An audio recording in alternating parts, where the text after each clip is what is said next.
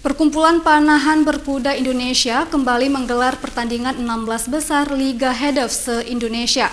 Kali ini KPBI Aceh dipercayakan sebagai tuan rumah untuk menyelenggarakan final 16 besar olahraga tradisional ini.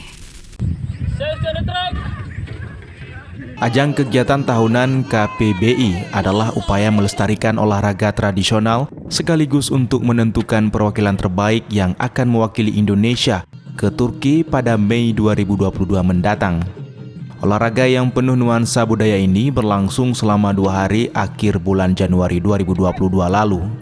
Pertandingan dipusatkan di lapangan Hutan Lindung Kota Langsa dan diikuti 8 cabang KPBI yang lolos pada Liga 16 besar sebelumnya, setelah perangkingan nilai akumulasi liga di seluruh cabang KPBI se-Indonesia.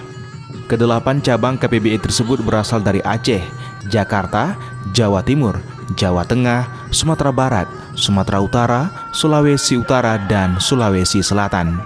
Sedangkan pertandingan yang diperlombakan antara lain panah jarak 70 meter kategori dewasa putra, 60 meter dewasa putri, 40 meter kategori remaja, dan jarak 20 meter untuk kategori anak-anak. Selain itu juga dipertunjukkan panahan berkuda oleh 2 atlet juara dunia, yakni Arum Nazlus Sobah dan Hardika. Kegiatan final Liga Hedef ini memang sebenarnya rutinitas tahunan kita, dan tahun ini kita dipercayakan untuk menjadi tuan rumahnya.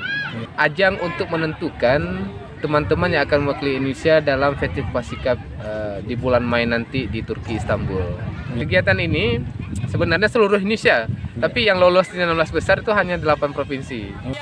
Hasil final 16 besar Liga Hedef 2021 ini menetapkan 3 pemenang untuk kategori memanah putra, masing-masing Doni Hermawan dari Jawa Timur, Yuri Handoko dari Sumatera Utara, dan Sabdur Rahman dari Aceh. Sedangkan untuk kategori pemanah Sri Kandi atau putri dimenangkan oleh Cut Syafrina dan Sapura dari Aceh serta Ernita Susanti dari Jakarta.